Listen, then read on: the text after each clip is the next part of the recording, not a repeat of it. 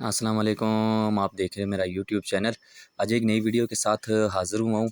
आज की वीडियो में हम पेंट के मतलब डिस्कस करेंगे कि घर में जब भी आप पेंट करवाएं तो किन चीज़ों का आप ख्याल रखें। पेंट करवाते हुए आपने कौन कौन सी चीज़ें जो हैं वो करनी हैं।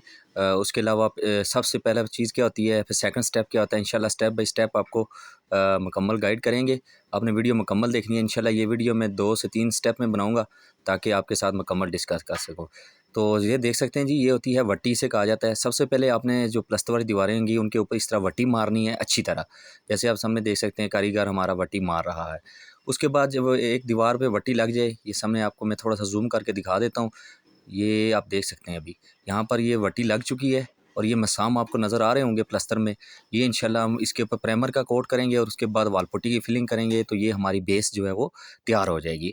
इंशाल्लाह आपने वीडियो मुकम्मल देखनी है। इंशाल्लाह ये 2 हिस्सों में मैं वीडियो तैयार करूँगा।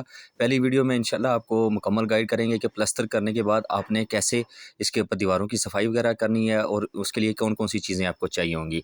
दूसरे हिस्से में इंशाल्लाह आपको पेंट की क्वालिटी और पेंट के बारे में बताएँगे कि पेंट आपने कैसे करनी है। तो आप सामने देख सकते हैं अभी ये रूम में हमारी बाल्टियाँ पड़ी हैं। ये हम प्राइमर का बर्जर का पेंट हम यहाँ पर यूज़ कर रहे हैं। बर्जर का प्राइमर, बर्जर की वॉल पुट्टी और बर्जर का ही सुपर एमल्शन डिस्टेम्पर, ये सामने आप देख सकते हैं। यहाँ पर बाल्टियाँ पड़ी हुई है। तो सबसे पहले जो इम्पोर्टेंट चीज़ है, जैसे मैंने आपको बता दी है कि ये बर्जर की आप देखें सील पैक बाल्टियाँ हम यहाँ पर यूज़ कर रहे हैं। सुपर प्राइमर प्लस वन है। इसके ऊपर सील पैक बाल्टियाँ आपने यूज़ करनी है हमेशा। उसके बाद अगर मैं बात करूँ इसकी दीवारों की प्लस्तर होने के बाद, तो जैसे आप सामने देख सकते हैं कारीगर लगा हुआ है, सारी दीवारें अच्छी तरह साफ़ कर रहा है। आपने इसी तरह इसके ऊपर पहले वट्टी लगानी है। वट्टी लगाने के बाद फिर आपने 80 नंबर रेगमार लगाना है। तो इससे ये होगा कि आपकी दीवारें जो हैं वो पेंट के लिए बेस तैयार होती जाएगी और आपकी पेंट जो है वो मज़बूत होगी। पेंट फिर जो है वो ख़राब होके गिरेगी नहीं। अगर आप ये वट्टी और लाइन लगाएँगे रेगमार, तो उससे ये होगा आपका पेंट कमज़ोर होगा, वाल पुट्टी सही तरह जज़ब नहीं होगी दीवारों में, तो आपका पेंट जो है वो गिरना शुरू हो जाएगा।